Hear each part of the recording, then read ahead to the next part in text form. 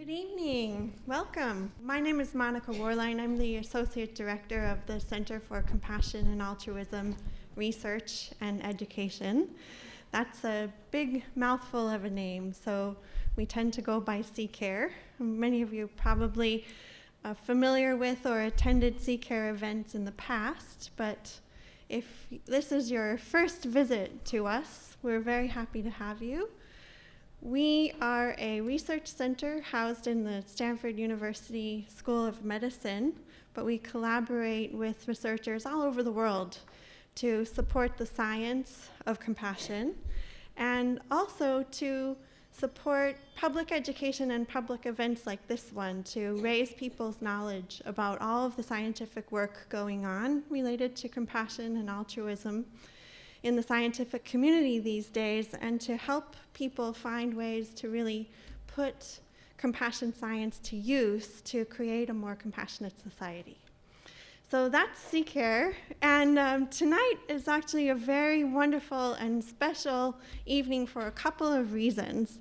And the first reason, of course, is our esteemed speaker, Dr. Elissa Epel, who is one of the world's foremost researchers about resilience and healthful responses to stress and building stress resilience. And Elissa does not know this, but I've been in her fan club for many years now, kind of a social media stalker and following her work really closely, and so I'm really thrilled to have the opportunity to actually meet her in person and that all of us have the chance to hear about her groundbreaking work.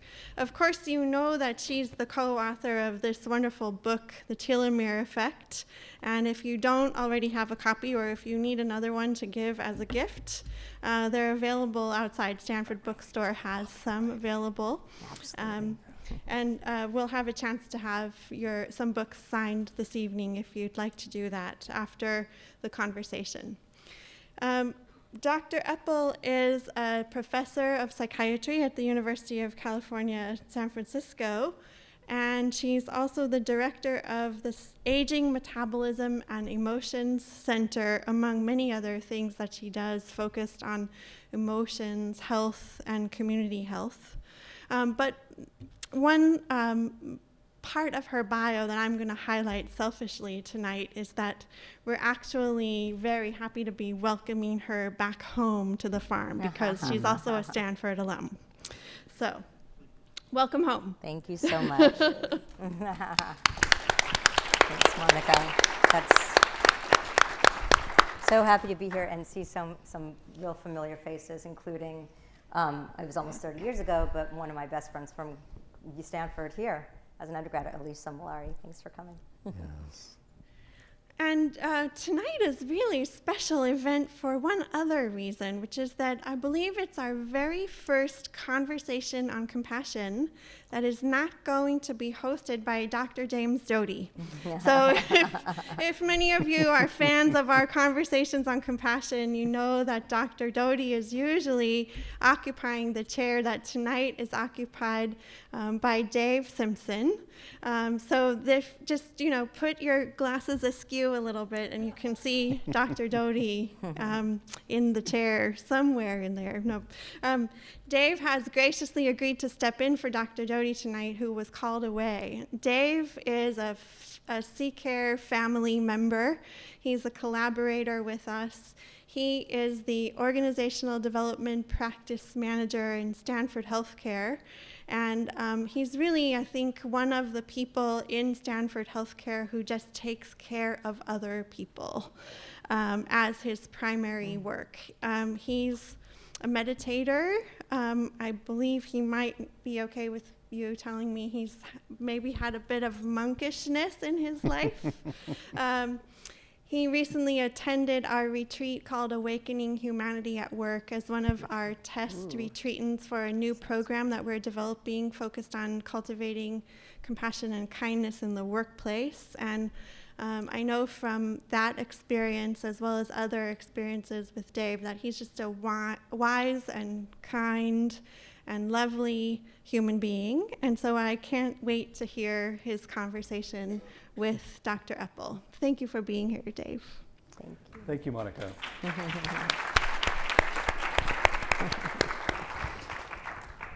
Well, one of the things that I enjoy about these events is to see Dr. Doty up here. So I miss him too. Well, Elissa, welcome back. Thank you. And I love that you've seen some of your colleagues from school.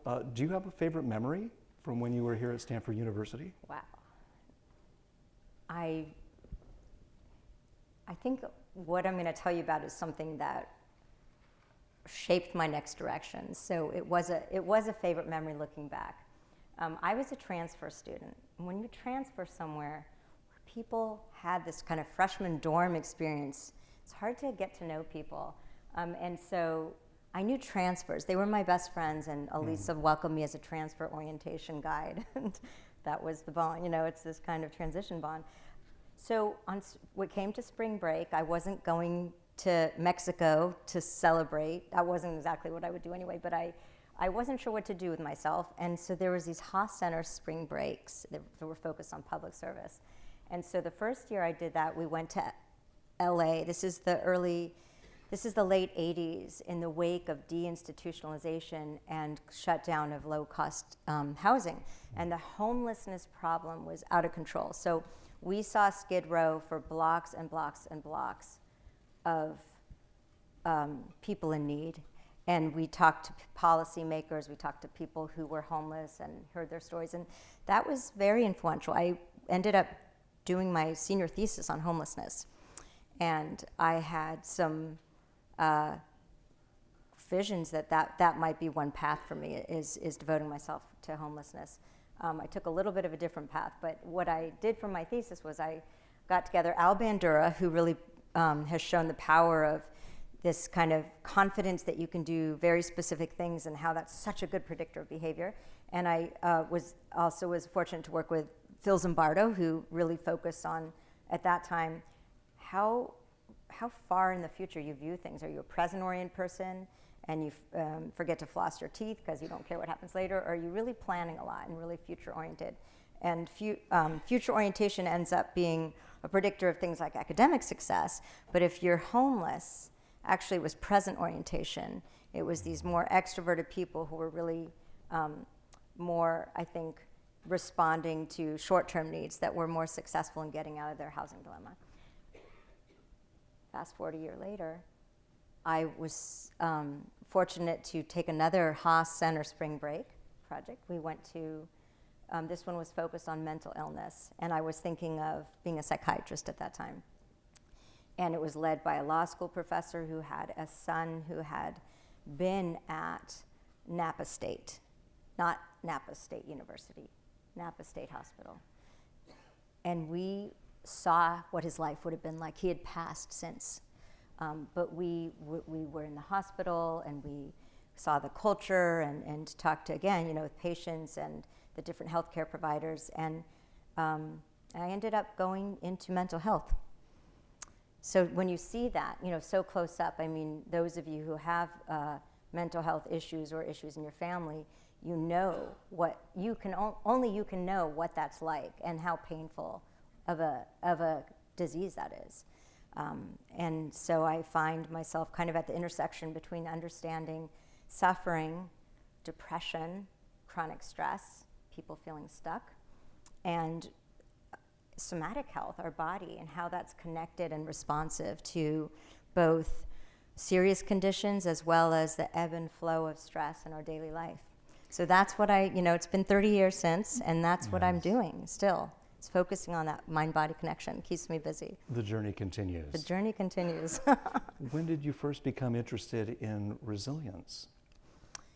So for many years, I've been studying what I call the dark side, which is how chronic stress, like big conditions like being a caregiver,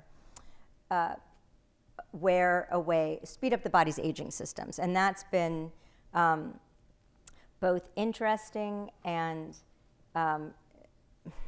depressing, right? You don't want to just be telling people, well, if you had early childhood adversity, as an adult, I can see it in your body in these different ways. Who wants to hear that? So stress resilience is really what really happens in real life. We are given different situations throughout our life. We will all face trauma if we haven't already. And the question is, how do people respond and recover from that? And it's actually the data from how we respond to major life events, natural disasters, et cetera, is really beautiful. And that the data shows that we are resilient in general, that 80% of people recover within a year or two, regardless of what's happened, regardless of how terrible.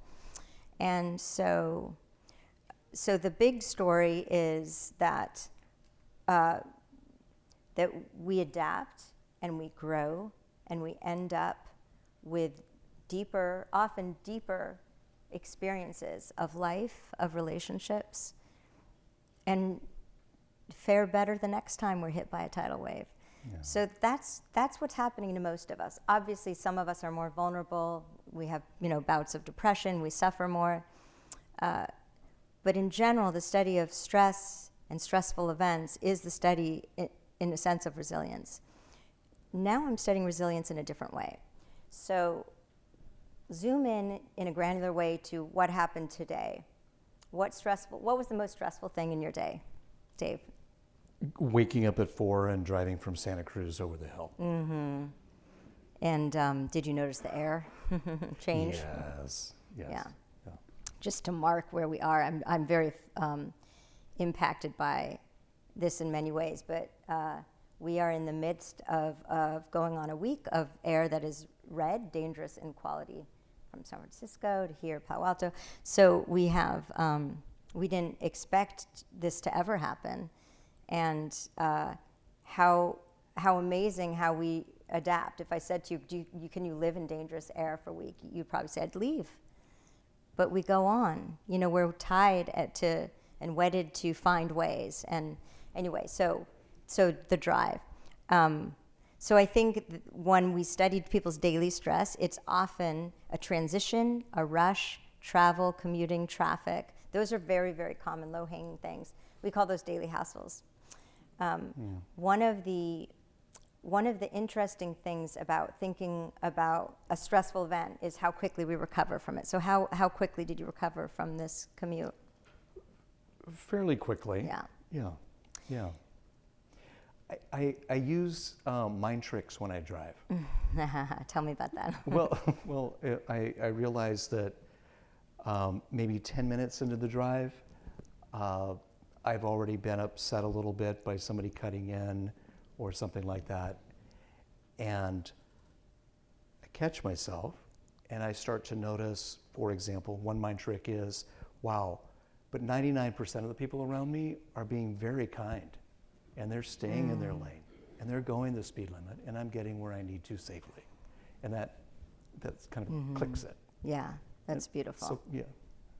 Always looking for the mind tricks. That's a good one. So when we think about becoming resilient to stress, so there's this, how are we going to view it, right? Can we see the glass half full? Can we view this as see this bright side, see a way that we might benefit or grow. So that's kind of the positive stress mindset or challenge orientation. There's another thing that happens when we're stressed out, which is our whole body responds. We have a reaction in our body, and we recover. And in many cases, we're better off from that physiological stress response. We've built stress resilience.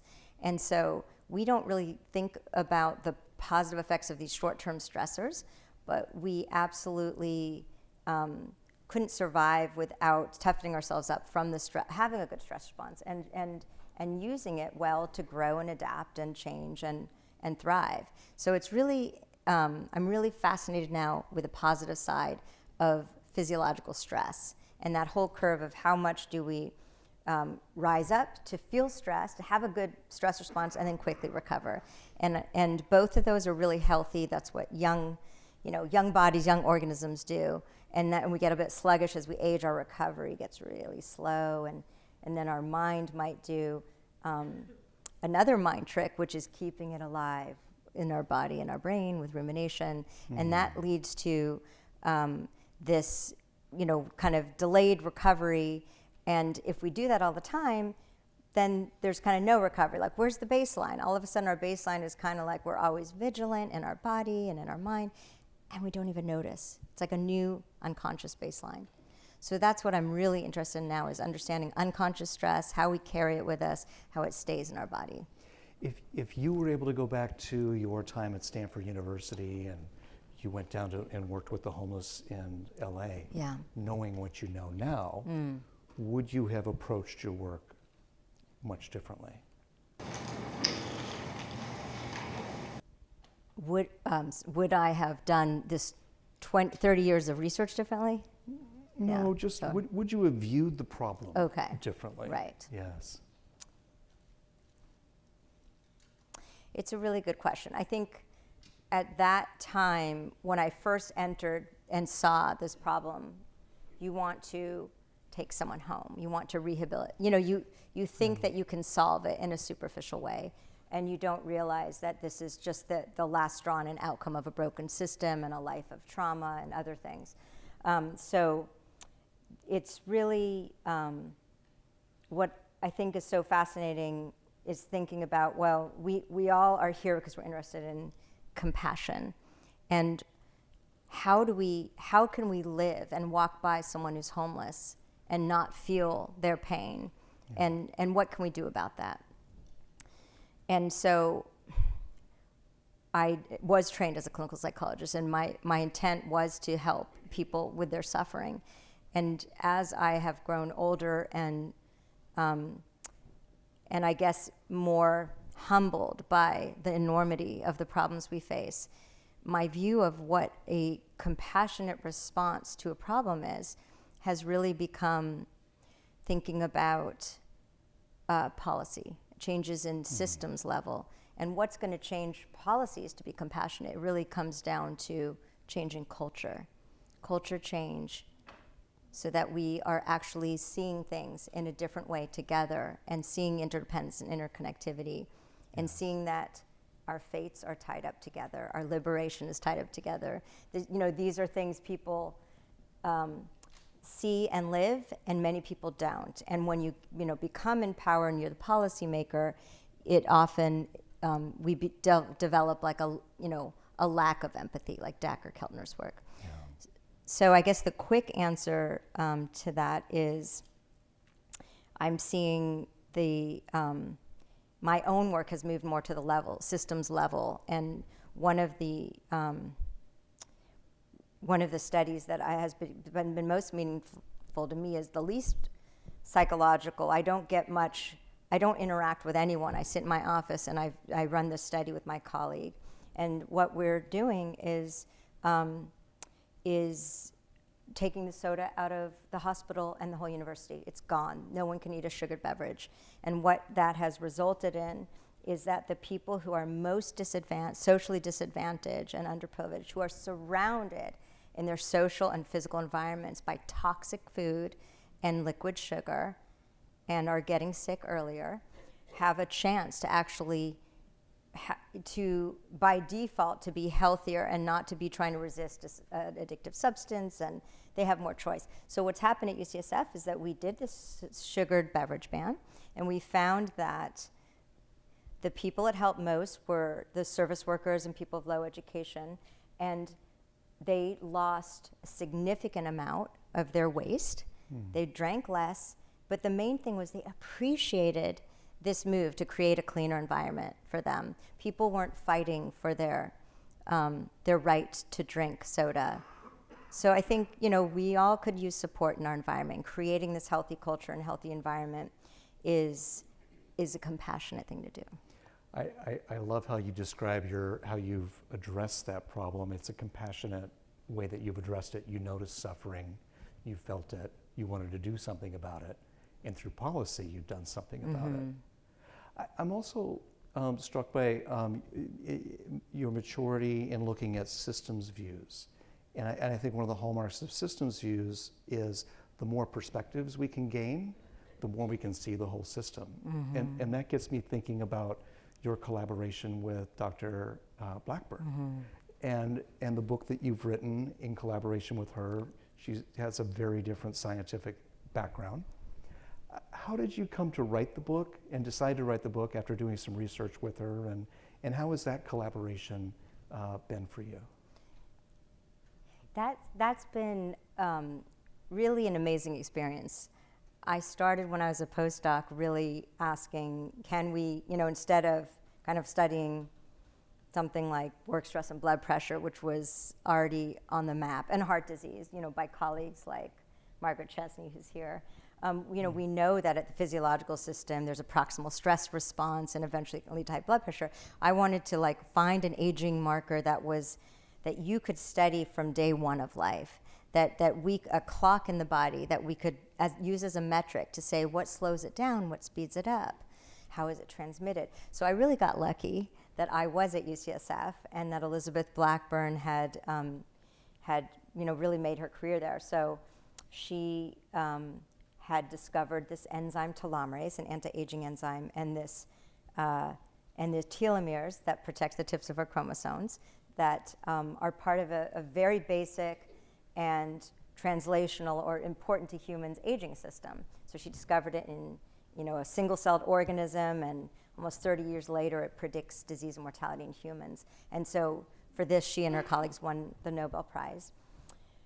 And so before she won the Nobel Prize, I had been reading about telomeres, and I had, asked her to collaborate, and I think she was already quite famous, and so one email didn't get answered, another email didn't get answered, but I was persistent. I'm only saying this for any young students who hear this, that these things take persistence and not feeling personally rejected.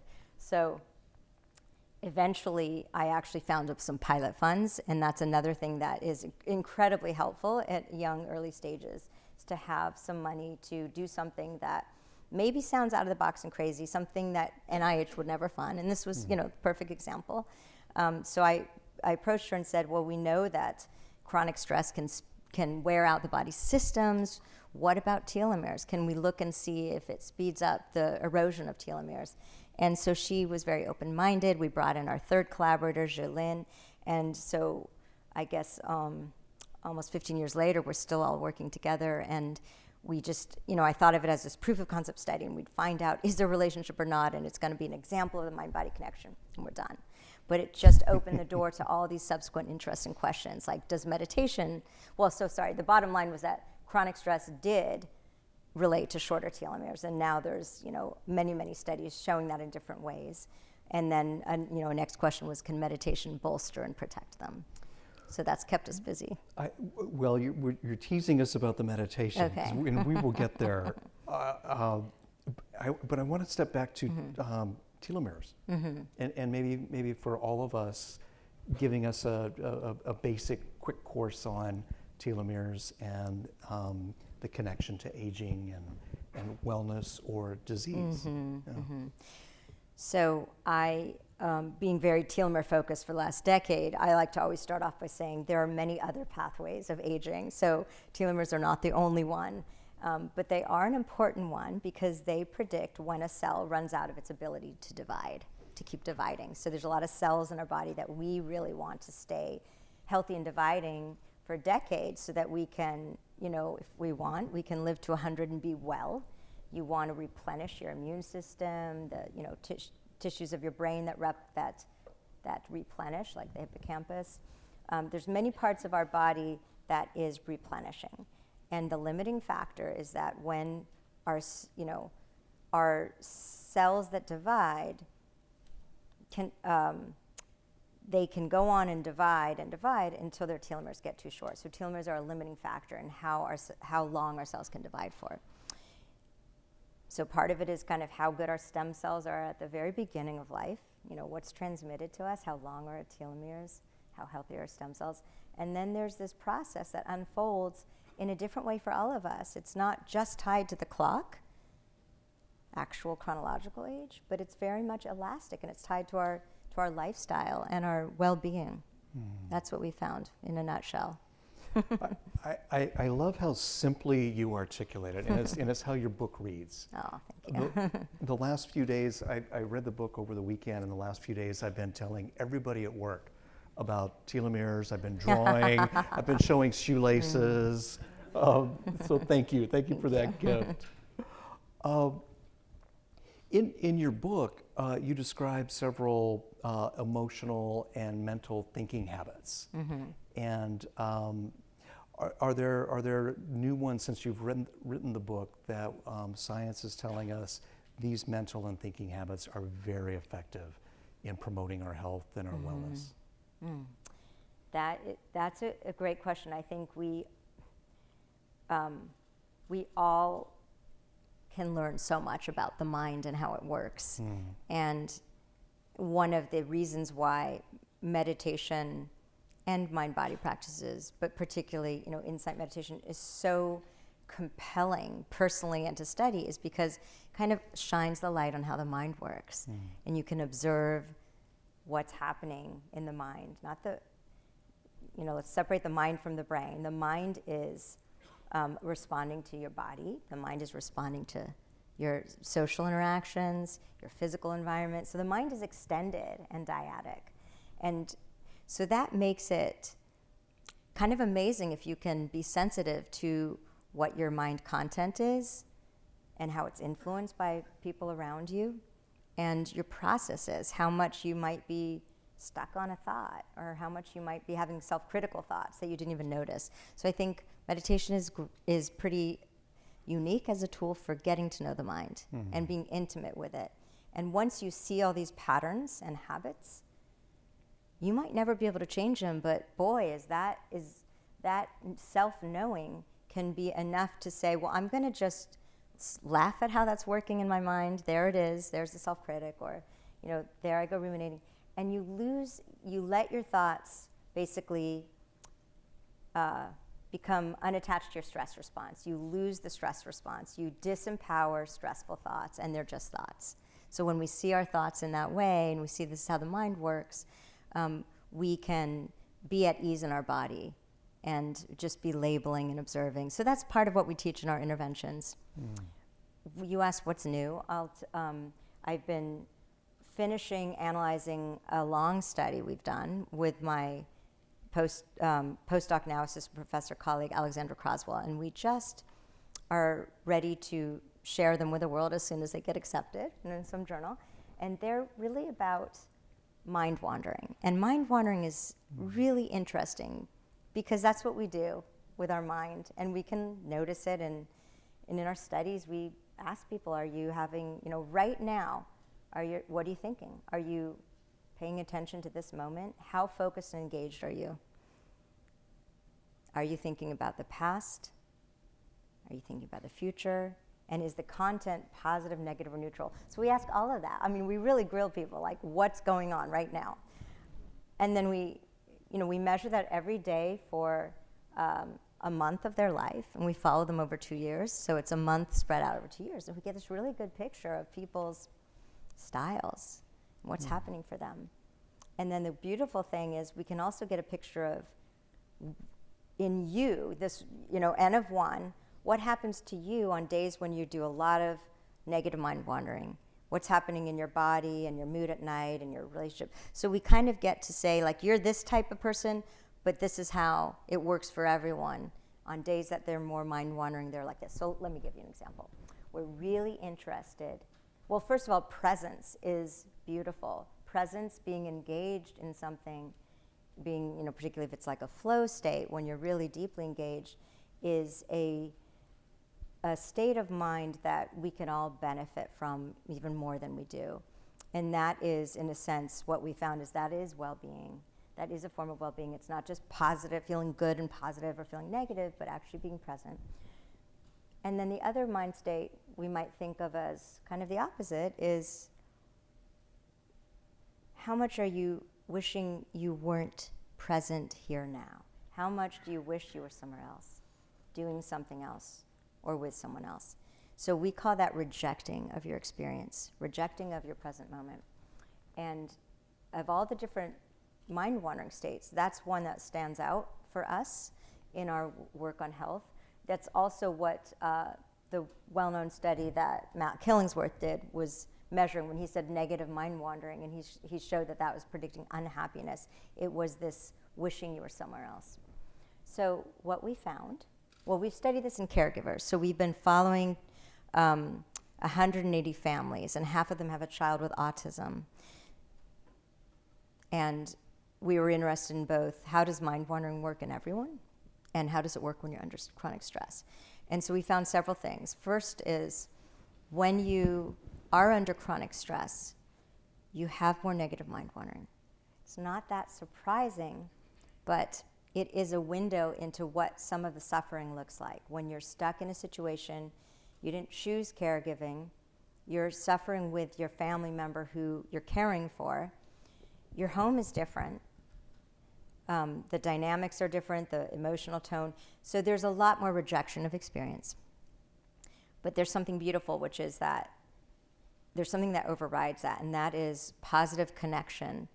So we're measuring connection to children and to partners, and so all of these people in the study had partners, or the ones that I'm telling you about. And so what we found is that if you, on a day,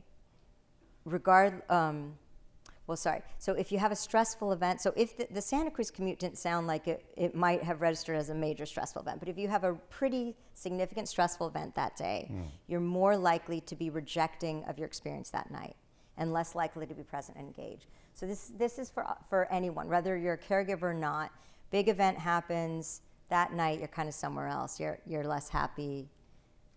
You are more doing negative mind wandering. So the beautiful thing is we also measured how much you're connected to your partner that day. It's not about the quality of your relationship, it's did you feel a positive connection that day with your partner?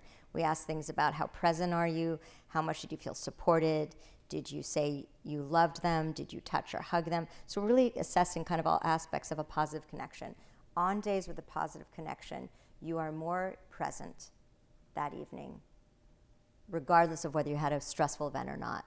So relationships, quality, that day is shaping our mind state. And that's beautiful, and it shouldn't be surprising because our mind is dyadic. We're completely, whether we realize it or not, our mind states are shaped by those around us. My wife yesterday came home in a foul mood. Difficult day, and we spent an hour just connecting, me listening mostly, and it changed her mood. She got out of her funk. She has a new day today. Mm-hmm. Beautiful. I'm also hearing that the wanting to be someplace else, that's different than when I get on the cushion and after a minute or two I'm thinking, oh, I want to be somewhere else. That's not it, right? It's more of a temporal feeling. It goes over time. Is that what you mean? So I think that it is the feeling of wanting to be somewhere else when you're on a cushion is more mild than when you're in your active doing mode in your daily life. Yeah. And the feeling of wanting to not be where you are and doing what you are is a form of suffering. It is unhappiness. And when you think about, the more we're able to let go of wanting things to be different, the closer we are to being able to be fully engaged and present. So, it's a continuum. You can't have them both at the same time. And that connects to what you write about rumination, mm-hmm. and the negative effects of ruminating about negative and past experiences. Mm-hmm. Yeah. Right. So, rumination's interesting. So if you're a ruminator, if you're a really big ruminator, you know it. So it's not that hard to detect. But I think when we check in with ourselves more often, we're all doing a lot of unnecessary chewing on past and things that are, we think they're problem solving. We think that we need to be in this kind of active thinking mode, and we're planning and doing and problem solving, and most of it isn't. It's actually just recycled junk that doesn't take us anywhere. Yes. So that was profound for me because we trick ourselves into thinking it's problem solving. Right. I love how you say that. Yeah. But it's recycled junk. And so what are some of the tricks to get us out of that ruminating space? So one of the, I'm going to say, instant releases from that mindset is actually having a present-oriented, present-focused breath meditation. And I'm hesitant to say that because it only works if you've already trained yourself on this. So it's kind of like you got to put the time in and train your body and mind to be able to do this. And what the research has shown is that this, one of the treatments for treatment-resistant depression that's as effective as medications, in some studies more effective, is mindfulness-based cognitive therapy, MBCT. And a key ingredient of this treatment for depression is releasing people from that mode of doing, thinking negative thoughts, trying to get out of this negative space by having them focus in on their current bodily experience, having them label thoughts, basically shifting attention in ways we know what it does to the brain. It takes us away from this thinking about the self all the time, this kind of self-referential thought that we even know where that is in the brain. We don't know where that many things are, but this one is kind of like midline prefrontal cortex. And so when we can focus on the breathing meditation in the body, we actually shift activity away from that whole area of self. We call it selfing. How much are you selfing right now? I love that. And that's connected to the notion of being and doing. Right. Exactly. It's probably the prime example of we've shifted from doing mode, this false sense of doing in our thoughts, problem solving, ruminating, to or trying to achieve, to just being. Yeah. And it's a profound shift, but we can also do it when we're walking around and in daily life. We can actually remind ourselves to like be here now with our senses and our experiences and our presence with someone. Right. What fascinates me about you is you're a scientist and you're studying stress and resilience in the mind, and you're also a practitioner. You practice the mind and emotional methods that you describe in your book. How does your practice inform your science and your science inform your practice in terms of your everyday living? Mm-hmm. So I started this when Margaret was still at UCSF. We had this Osher Center for Integrative Medicine. This is now almost 20 years ago, and we got our first big grant to study meditation, mindfulness-based stress reduction. And back then, we just used, I had taken MBSR. I thought I knew what was happening. But we use these really flimsy measures. We use these pre-post measures, how stressed do you feel now, how stressed do you feel afterward, how mindful do you feel. Those measures don't measure mindfulness very well. Anyway, bottom line is we're not great at measuring things with self-report. And by being a practitioner now, it has made me aware and humbled about the limited usefulness of all of our measurement tools, that the experience in the mind is so complex. We actually, many of us don't even measure mindfulness, the process of mindfulness during meditation, and measure more the consequences of it. How self-compassionate or compassionate are you? How much is your mind impulsive? How good are you at paying attention with these attentional tasks? So we measure these kind of proxies for what we think meditation should help with, but we can't really measure mindfulness very well directly yet. Another thing that you asked, so this is an area of active inquiry. I mean, we're all in the field together and just saying, we've got to do better, what can we do? So for example, Mind and Life Institute, which has really moved this whole field of meditation and contemplative science forward, we've started a little think tank on measurement of mindfulness. And so we want to basically be humble and say to the next generation, this is what we got, this is the best we got. We know you guys can do better. So half the paper is going to be a whole section on we need this, this, and this to be developed, and we will do better. And I think we will be able to show that the ways that mindfulness training does uniquely help people above just being together. Being together in a group, our active control groups, people can be, doesn't matter really what they're doing. It's as effective in many cases for stress reduction, for people feeling better, being with other people. social support is one of the most powerful stress-reducing states we can create. So we have trouble showing, things are better than a group, support group, but we're getting there. I like that. The way that you wrote your book, you have a renewal lab at the end of every chapter, and it has great recommendations for methods and tools that we can use. And I think as a solitary reader, it's easy to think, oh, if I just do these things, I'll be better, I'll be more healthy. And it's easy to forget that the relational aspect of trying some of these methods with others, or talking about them with others, or being in groups with others is extremely helpful to establishing new habits, and helping us live healthier as well. Yes. And that brings us back to that we are only a single person.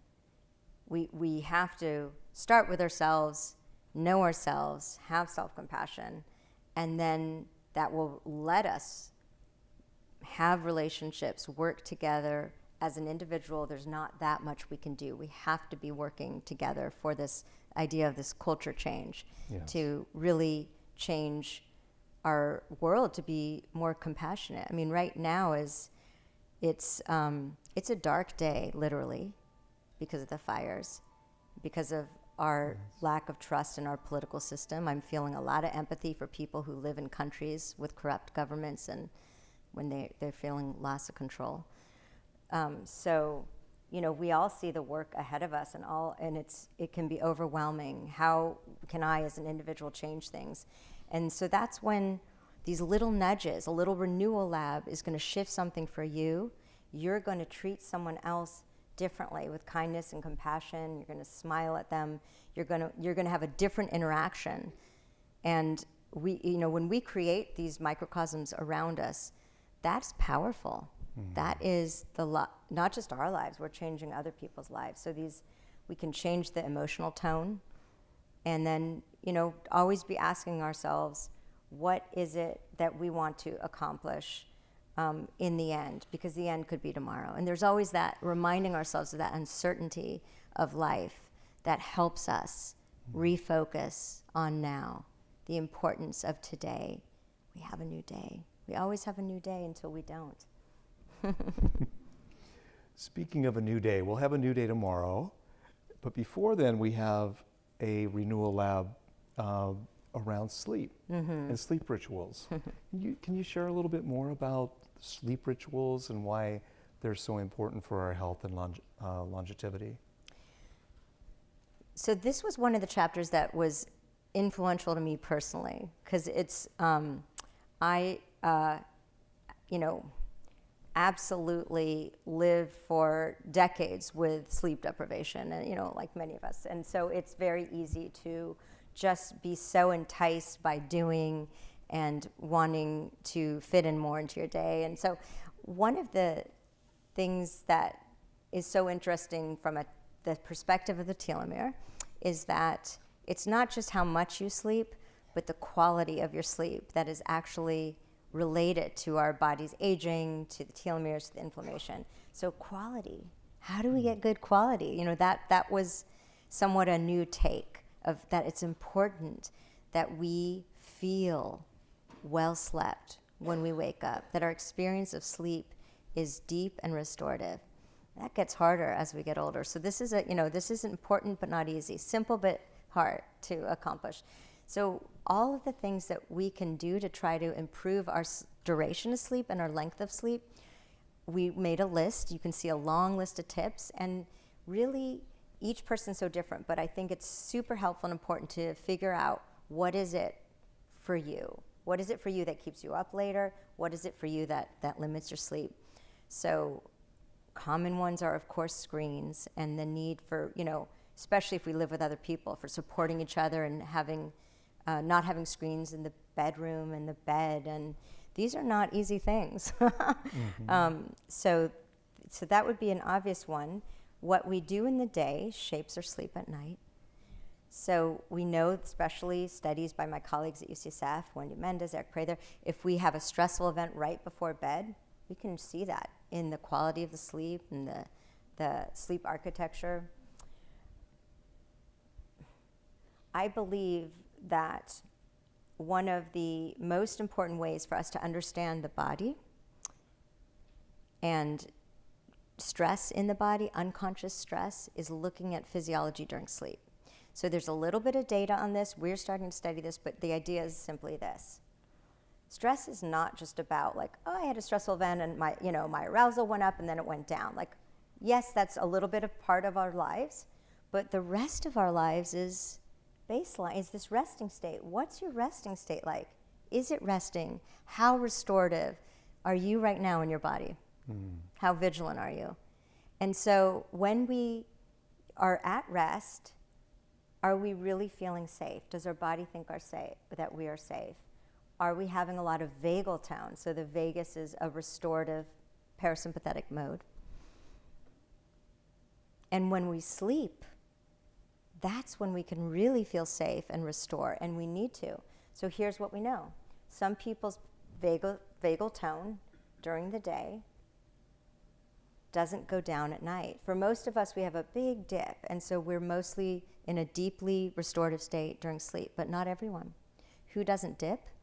People who feel a lot of discrimination and ruminate. So it's just a new area. We're just learning about non-dippers. And this applies to all sorts of the nervous system. So with blood pressure, we already knew that non-dipping was very bad for health and predicted greater heart disease and mortality. So are you a dipper? None of us know if we're a dipper, right? And we want to be. And so this is one way that we are starting to measure unconscious stress, how much our body is holding when should be at rest and safe, how much we're vigilant versus in restorative mode. So sleep, this brings me back to why does that like simple one item question, like what's the quality of sleep, why does it matter so much? I think it's a reflection of how much our nervous system and really every part of our body, our cells, are going into a deeply restorative mode or not. We have a rule not to check our email 2 hours before we sleep. And you can't send an email past 9 o'clock because then you're ruminating and gosh knows, but that really helps. Yeah. Do you see Let's just get a vote here. So how many people try to not send email or check their screen before bed? This is a special group. All right, that was a good one. All right, so those of you who didn't raise your hand tonight, you know your homework.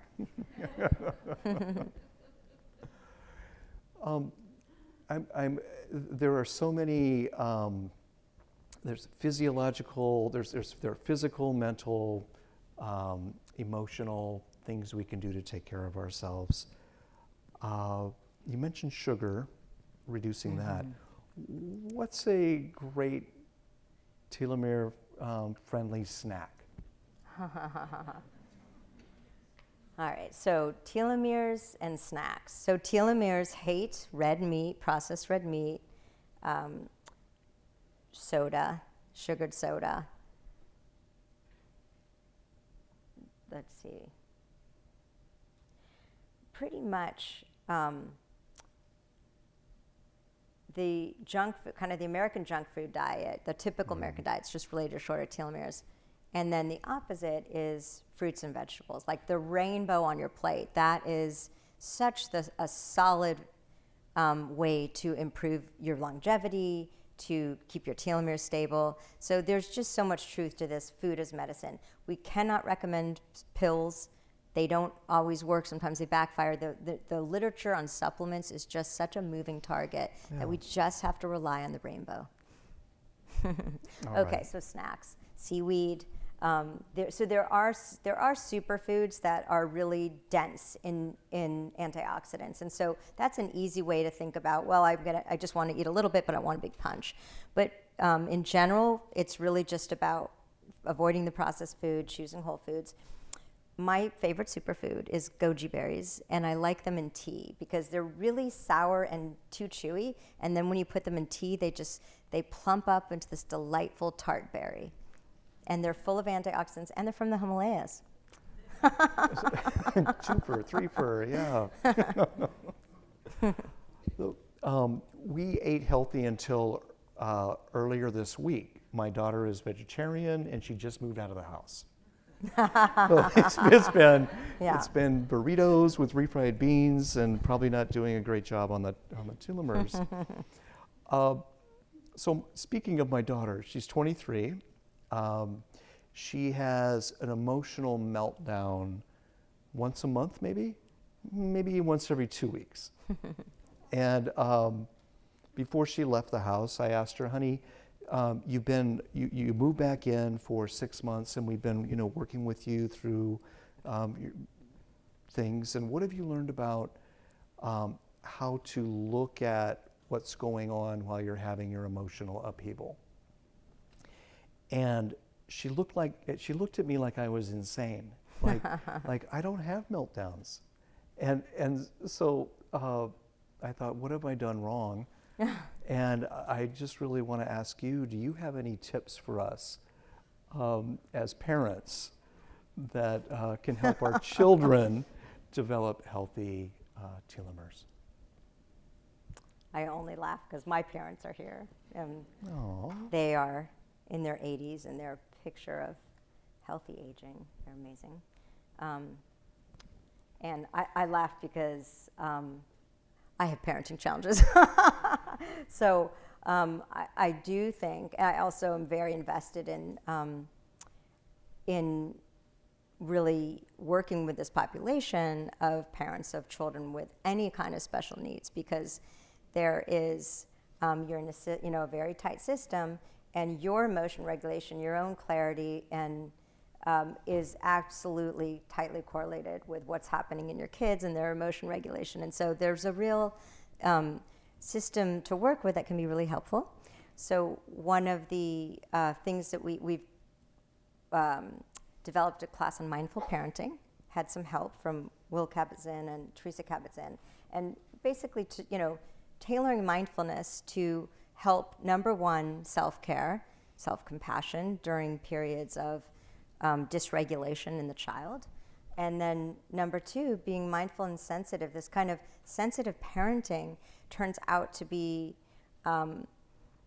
really one of the most powerful interventions in the literature for helping kids develop healthy nervous systems, healthy HPA axis, cortisol responses, healthy emotional responses. So parents have a really big, important, potentially helpful role in kids who are sensitive, who have had trauma, who have been orphans, etc. So these parent trainings, it's really interesting, but of course there's a foundation of mindfulness. There has to be training to be attentive to the child, to be with them in their experience and not be overlaying your demands, expectations, assumptions. So it's very much, kid-oriented for their perspective of mind and holding their emotions. I mean, it really is about being able, when you need to have a dyadic emotion regulation where you're helping them regulate in the moment. Of course, that's a developmental issue. When they get older, you can't really expect that. Yeah. But they can. She could probably benefit from mindfulness training. She's probably not interested in it.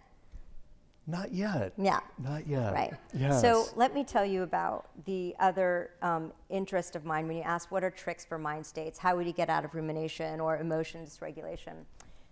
Not everyone is interested in mindfulness. I don't know why, but especially kids. Mm-hmm. And so one of the ways that we are really excited about promoting stress resilience is, rather than mind training in a relaxed state, it's actually body training that is going to shape the mind. And so what I mean is, for example, when we stress out the body, and we have a really good positive short-term stress response and recovery, we have actually changed our mind state in a positive way that leaves us feeling much more relaxed. That vagal tone bath, that restorative bath, that is what we get in recovery from something like exercise. That is stressing out our body and then leaving us with the aftermath, the counter-regulation, which is this calmness. Exercise reduces rumination. So we're studying this high-intensity short exercise, and we're comparing that to another thing that activates the body in a positive way, and that is some extreme breathing techniques. probably stemming from Tibetan practices.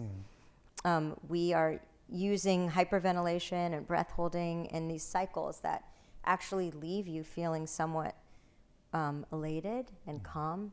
And so this is a completely different pathway, right? But it is maybe helpful for people who are never going to sit on a cushion, who want that, I seek that kind of activation. And then we're comparing it to a third condition, which is meditation. We had to throw in the mindfulness meditation. Yeah, exercise, extreme breathing, mindfulness meditation. Different, all different. So we think they're all going to help with depression and stress resilience, but we're going to really study exactly how they're working differently. And you can sign up. We finally got approval. So my website has you can sign up for this study if you're interested in it. You have to be committed to doing something every day for 3 weeks. And you don't know, you can't control what you get, right? If you don't like exercise, maybe. But that's doable. Yeah. You have so many interests. What's interesting you now the most? What might be the next book, or no pressure? So my agent asked me. Oh, okay. I said, no, give me another. It took It took more than 10 years to do the research. So I was like, give me another 10 years. Yes. And then I think it will be this positive stress. We use the word stress for everything, and stress is bad, but life is about positive stress. We talked about the positive, psychological orientation to stress, and my parents are in their 80s seeking novel experiences that might stress a lot of people out, traveling, doing all these new things and meeting new people and classes, and that is. Maybe it doesn't feel stressful for you guys because you're extroverts, but that is stressful to a lot of people, to keep doing new things and pursuing, trying new hobbies and going to new places. And that's just a huge way to promote growth and restoration. And that's more psychological. And then this idea of this positive stress in our body, we may not do naturally. We might need to build that in. We might need to think of ways that we're going to do that. So hot, cold is another thing we're starting to test in our little incubator for stress resilience. We're really looking at these saunas and looking at these ice baths, and these are not new ideas at all. They just haven't been studied with the tools we have. Yes. Speaking of something old and something we're all familiar with, it's compassion, and you've mentioned it several times in our talk. What are some of the articles that you've written that maybe most closely examine compassion's role in our health and wellness? Well, so that's a good question. I think it's probably our book. You asked about our book. And it was very exciting to think that we could bring our science to the public and have something useful to say. And it was, as a scientist, all we really can say is something that is supported by data or a research paper. So when I say, we know this, I'm thinking last author, year, journal. I have to have that in my head or I can't say it. And that's very limiting and restricting. And so we get really boring and we say, well, this study showed this, but there's a study that didn't show that, and it only works in this condition. And we do this because we want to be accurate. And so to talk about how our science is relevant to people in their daily lives and to a compassionate society, I had to just cut all of those ties to being limited to thinking of per study or, qualifying things. That's really boring for people to read about, little findings that are all qualified. So what was freeing was to be able to say, well, what is the science, what is the essence here of what the science is telling us? And how is that essence, how can that be used for good, for benefit? And so my answer to your question of what have I written about compassion, it would be the last chapter in our book. And it was stretching from what we know about ourselves and how they respond to how we could have a better world. And so we know that our emotions are contagious, that we're resonant with each other, that our body is responding, our nervous system, our hormones, our telomeres. Our telomeres are correlated. The longer you live with your partner, the more similar your telomeres are becoming. So we're aging, we're together and we're shaping each other's aging. so this view that we are interdependent, even at the cellular level, is very powerful. And when we think also about our physical environment, our neighborhood, we can study and measure everything about the neighborhood we live in, and that, independent of our income or education, anything about us personally, that is also shaping our telomeres. There's been so many studies now showing this. So what does that really mean? This is a way of understanding our lifespan together in society and community, and how much better we can do knowing all this, knowing that that we can shape our microcosm, that we can then also be thinking of what really matters to our cells. You know, thinking about our body is such a powerful way to promote self-interest, and that is how the world is run. People want to live longer. So when you tell someone, you know what, in our meditation study, the one that I did with Cliff Sarin, you know what mattered for people's cell aging in the end? They went to a mountain, they meditated for 3 months, Shambhala Center. What really mattered? What related to these improvements in their cell aging? It was purpose in life. Just love that finding. So that brings us back to, you know, we want to eat vegetables, we need to stay activated and energized and trying new things. Those are important. But what the big things, love, relationships, purpose in life, these are the big things that shape our well-being, our really societal health, kind of how we can do this better together. So I think those messages, you know, we live in Silicon Valley and people are really focused on what pill, can I freeze my body? And then they forget, oh, at the end, what's going to matter is love. And did I do anything that really mattered that's going to live beyond me? Yes. And our telomeres care. Beautifully said. And two things are coming up for me. One is, when I showed my wife your book on Amazon, the first thing that she saw was all the creams and all the beauty things that were promising, and she just thought, A, she got a little excited, I have to admit, and B, then the, well, is this real? Is it? And it's the quick fix. And what struck me, the way that you began talking about your memory at Stanford, I heard so much purpose and so much mission. And for you, I hear compassion throughout your purpose and mission. Thank you. And that's how I'm tying what you just kind of described as, it's not the quick fix. It's not necessarily eating goji berries in your tea, which, although that's good, it's a life purpose and mission. Yeah. Thank you so much. Thank you for seeing that.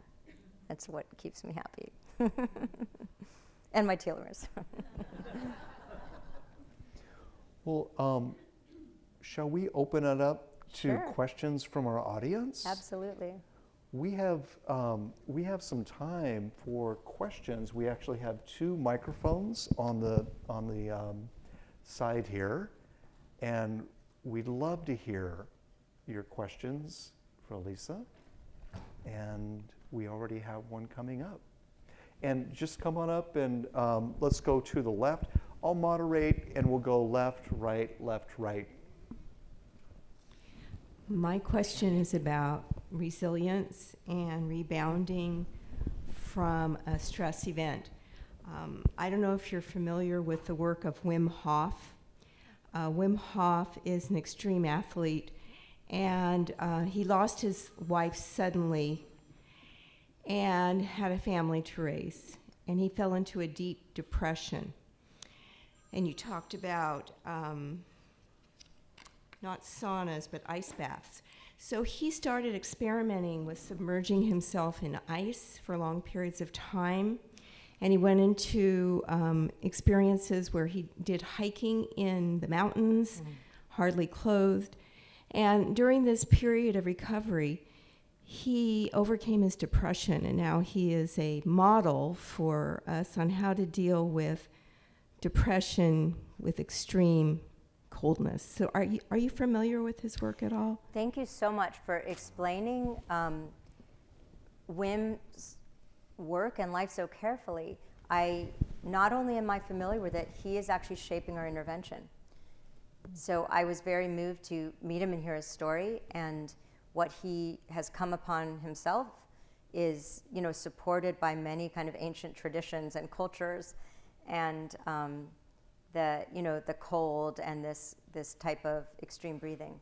So he is his mission is to use this technique of positive stress to help heal people's depression and physical diseases. And there is a study showing that training in this extreme method improves immune response to an endotoxin, and that's all I needed to see. That this was manualizable, studyable, and so it's a good example. And I think he has what's happening in the world is that young people are gravitating to him as a person who has, number one, controlled their body temperature. So he has hiked the Himalayas in shorts and bare. So he has many world records. But also someone who's compassionate and loving, and a yogi. He's been doing yoga for decades. And seeing that macho male role model who is absolutely, his purpose is showing people the power of mind and really compassion. Yeah, thank you. I have a question about sleep and being a dipper. You said that we don't really know if we're dippers or not. Hard to tell. I suspect I'm not a dipper in that I do night terror things now as an adult. So I didn't do it as a kid, but will just scream, and then I go right back to sleep. My husband levitates, and it's more stressful for him and hard for him to get back to sleep. But and it's funny that I've noticed that it happens more frequently after I intensify my meditation practice, which doesn't make sense to me. It seems like it should be reversed. But so I'm curious about that little anomaly. But my general question is, how do you become more of a dipper? Like what techniques would you use if you wanted to be more of a dipper? Right. The first question is interesting, but I can't solve it. The second question I also can't solve, because this is exactly what we're wanting to understand, is how we can reach more, deeply restorative states at night. And my guess is that it is what we do during the day, especially leading up to sleep. And I'm just going to say my hypothesis, which is embodiment of emotion, that when we can be more in touch with ourselves during the day and actually know our mind, be able to know our emotions, have that clarity of experience, which also means we're interacting with people differently and seeing them and hearing them better. I feel like that is a way for us to feel safe in our body, and we're not going to need to do problem solving and doing thinking all night, even when we're dreaming. So yoga is a very, very fundamental and important way to learn how to be embodied. I mean, I'm one of the most disembodied people. I'm, all conceptual mind, and I walk around from my head up, neck up. And so that's, I think, why yoga for me has been, almost in a sense life-changing, that I'm able to experience my daytime differently when I am regular in my yoga practice. And it's much more about, it's trying to really experience what is an embodied state. I mean, as a former monk, you must have had some close experiences with embodiment. And just to be, I'm not a former monk. I I almost became one, but yes. Yeah. What is it? What is embodiment? I'm asking everyone, but I know that, what I mean is it is a key to bringing mind and body together, and to actually learning from, we have a whole nervous system in our body, learning from it, listening to it, being with it. So that's my simple materialistic explanation, but I really am interested in yours too. I don't have a language for it. Yeah, that's and I feel it in here right away. And I don't know if that's the right way. It's just that's where I feel it.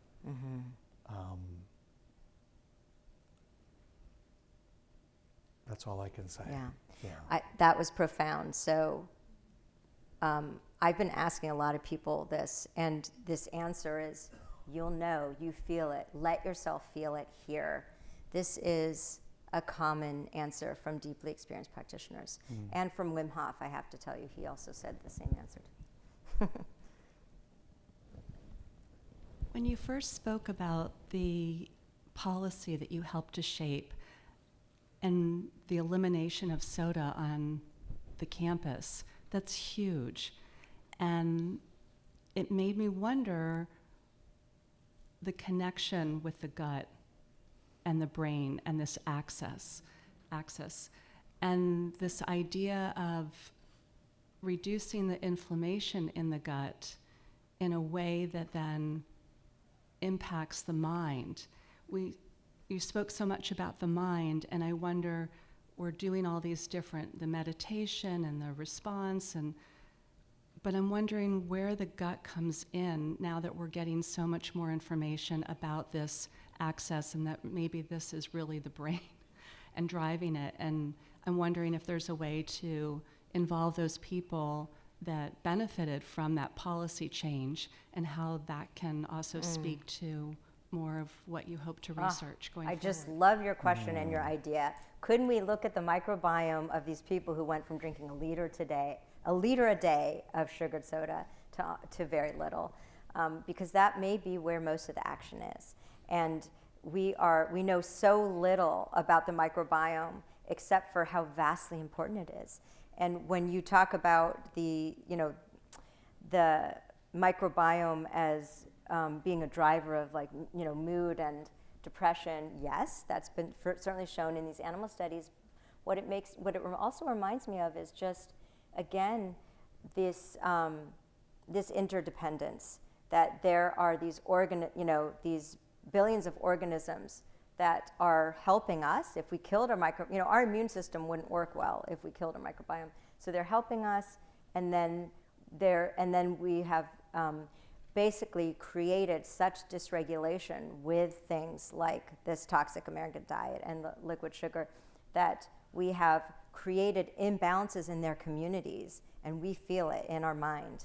And so this is definitely one of our important next frontiers in the mind-body connection, in understanding how we can help it and manipulate it back to health. One of the things that we're doing now is looking at transmission of the microbiome from mother to child. And so we have a longitudinal study, we've studied the women since they're children, and now we're getting the samples on their children as well. And the answers, within a few years, I think we'll have better ways to understand the microbiome. We can characterize it, but we still don't know. If anyone's ordered their results, you get a lot of results, but it's not meaningful yet. And we don't know how to push it around yet, except for with antibiotics in a big way. So the quick answer is, it's a great research question. Let's all stay tuned to that. And the nice thing is the factors in our everything we've talked about. What's good for the telomere is good for the heart, is good for the brain, is good for the microbiome. So we know what to do. Thanks. Great talk. Thank you. Thank you. This has been driving me crazy. I've been doing meditation for about a year, and I start this way. I bring my hands together, and my hands stay where I tell them to stay. And then I start breathing, and I stop paying attention to my breathing in about 6 seconds. And I've gotten up to 10 seconds sometimes. Why can't I keep my mind focused on my breathing for as long as I want? What's going on there? Or is it just me? I'll let you take that.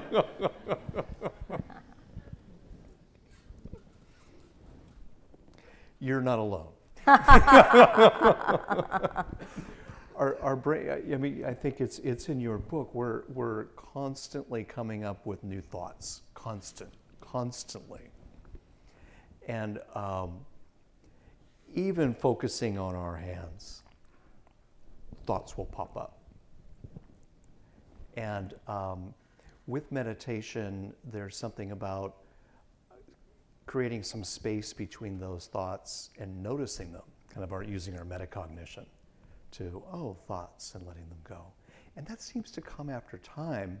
But in the beginning, and 1 year, bless you that you've been doing meditation for a year, and it takes time. I think His Holiness the Dalai Lama says, if you want to know what meditation can do for you, meditate for about 5 years and let's talk.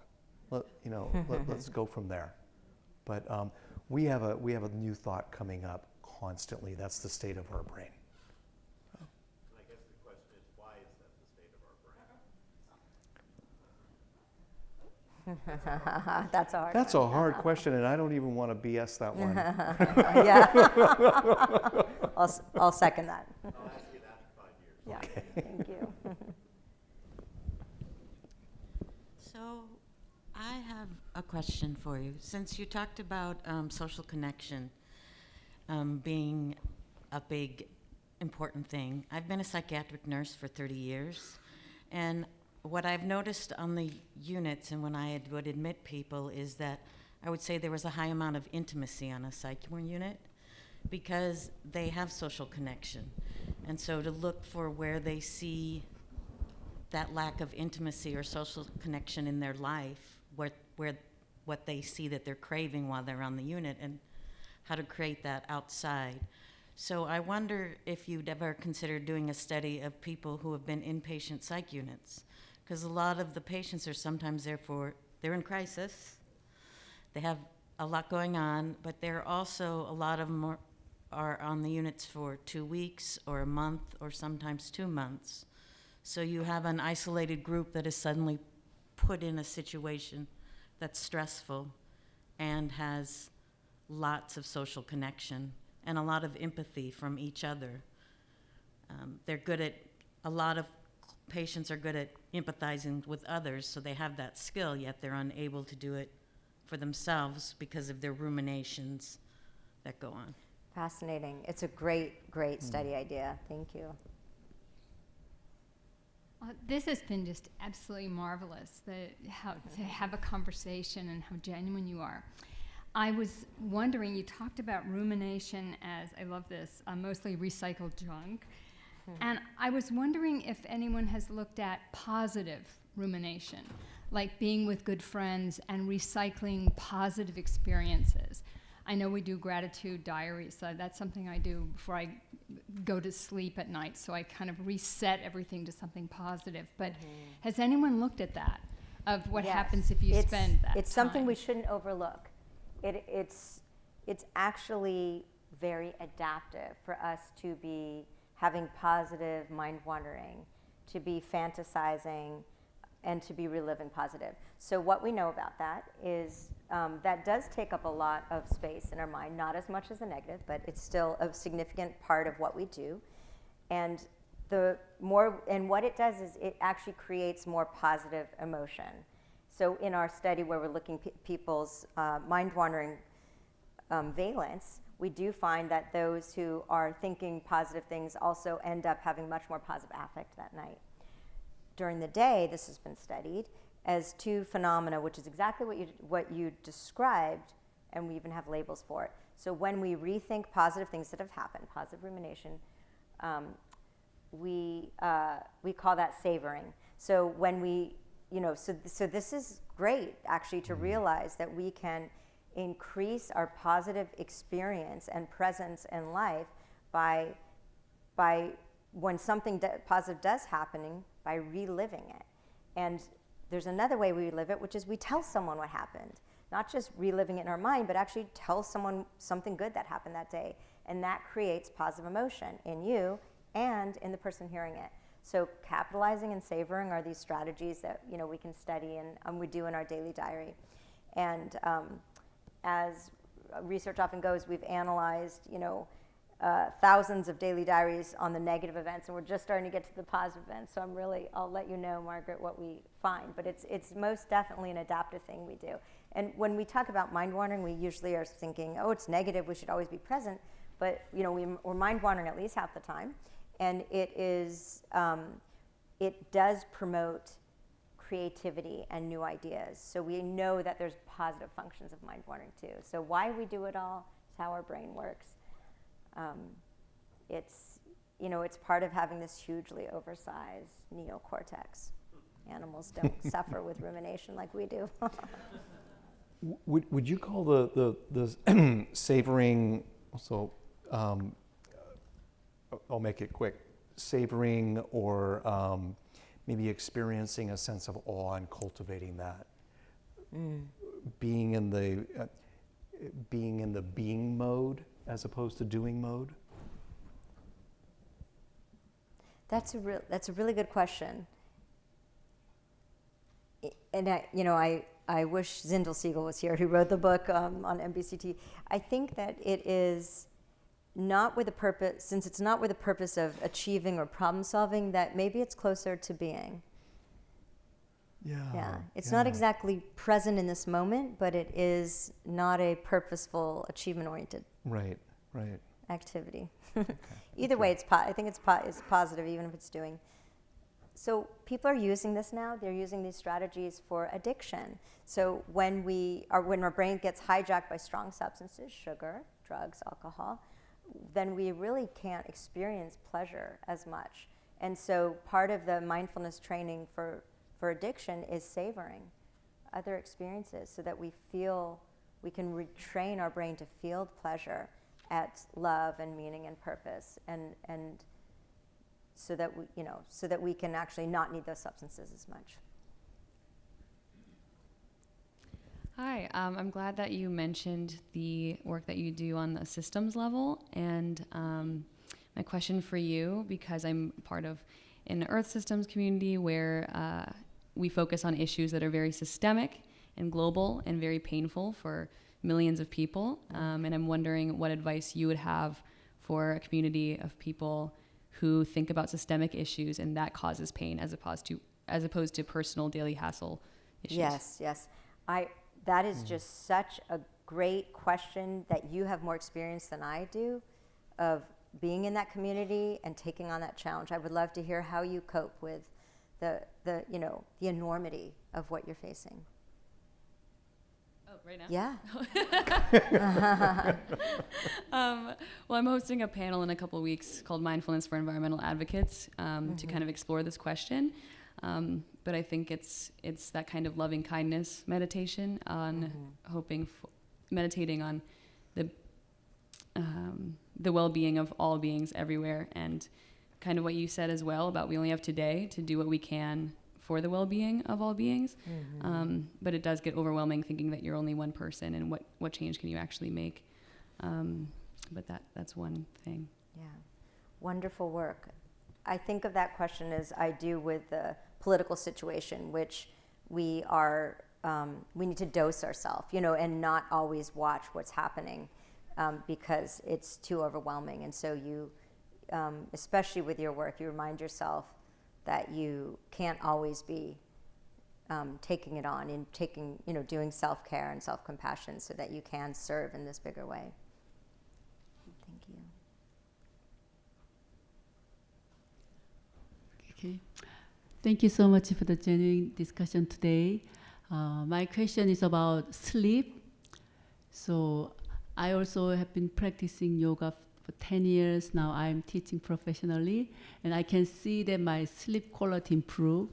So I think most people, when they wake up in the morning, they can see, they can feel it's good. But what I'm interested in, is there any scientific way to measure the quality of sleep? Well, can we measure the quality of our sleep? Quality is subjective.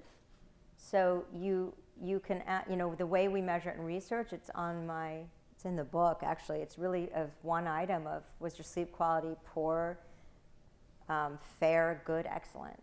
And that question is very predictive, of these different health outcomes. So that's at the most, I guess, perception level, like how do you feel in the morning? There are ways you can measure sleep with these sensors now, these watches. So by measuring heart rate and their algorithms, they can tell you how much not just how many hours of sleep you got, how much you stayed awake, and what stages you're in.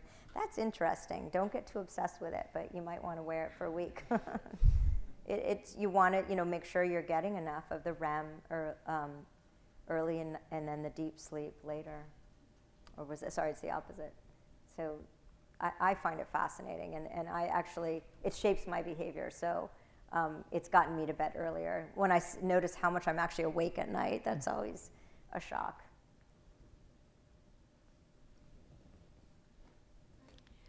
I have a question about sleep. I work with children and adults with learning challenges like ADHD and dyslexia and autism. And when I do my intake, I find most of my clients complain about sleep. Not enough sleep, not awakening, aroused, not feeling focused during the day because they're so sleepy. And when I do the intake, I find out that a lot of my clients are living on the standard American diet, which is very low in fiber. About 3 years ago, the National Sleep Foundation had a series of articles on fiber and reducing sleep apnea and more complete and in-depth sleep. So my question to you is, because I counsel many of my clients to eat more fiber and eat the rainbow and don't have liquid sugar and exercise. Have you ever thought about a study of looking at children or adults who have anxiety disorder and then increasing and sleep problems and increasing the amount of fiber in their diet to the 35 grams that were recommended in that article and see if their quality of sleep improved? Those are really interesting links you pointed out. Thank you. I don't know of any studies that have done that. With my colleagues, we published a study last year on the NHANES sample, so a national cohort, representative sample of, it's probably 7,000 people. The question was, how much sugar have you drunk during the day, and how much are you sleeping at night? And there were strong relationships, especially for drinks with caffeine. That wasn't surprising, but just sugar drinks leading to shortened sleep, or it was a correlational study, so could be shortened sleep makes you want more sugar drinks. But it was just a new link that we're seeing, and I think this whole gut, nutrition, mental health, sleep axis is really a nexus and an axis that we don't often recognize. Yeah, thank you. Thank you for your talk. Last question. Oh, great. Sorry. Yeah, sorry. Glad I got up here in time. So my question is about social connection in the digital age, I guess, because we spend so much time connecting now with people, but in all these different mediums, social media. And I've been in a long-distance relationship for over a year, so I was thinking about this whole no screen time before bed, but that's also when I get to connect with my partner. So I'm sort of curious about the impacts of social connection and whether they trump some of these, like if they're still seen through this digital medium, and then also if it sort of, like trumps the whole screen time thing if you're connecting with someone in this meaningful way. I would put that in a real different category. That is a real connection you're having. And the only thing I would worry about is, if you're sensitive to screen light, and we know that it can reduce melatonin and it can lead to delayed sleep, but that's probably outweighed by the connection you're getting. So I think it's more, the relationships are not, they're not visual, they're not sharing of cues and the normal way that we are interacting with someone. That's what the new generation is not getting, is how to be in relationship when you don't see the person and you're just reading words. We know that the social relationships have a different tone, and there's the whole vagus nerve and oxytocin system. Those are just not being engaged in this normal way. They're not being trained and shaped so that there's sensitive, reciprocal interactions. So that's what I worry about for the next generation. And we do know from a recent survey that the biggest rate of loneliness increase, loneliness is pretty epidemic, but now we're seeing loneliness in our Gen Z, in our 20-year-olds. And that is crazy, because that is loneliness in a crowd. That is loneliness even though they're constantly connected. Or, you know, that might be, some of us think that technology might be a part of that feeling of loneliness. Something to watch for. That is all the time we have. Dr. Elissa Epel, thank you so much for the conversation. Thank you, and being David. with us tonight. Thank you. Great questions. Thank you so much for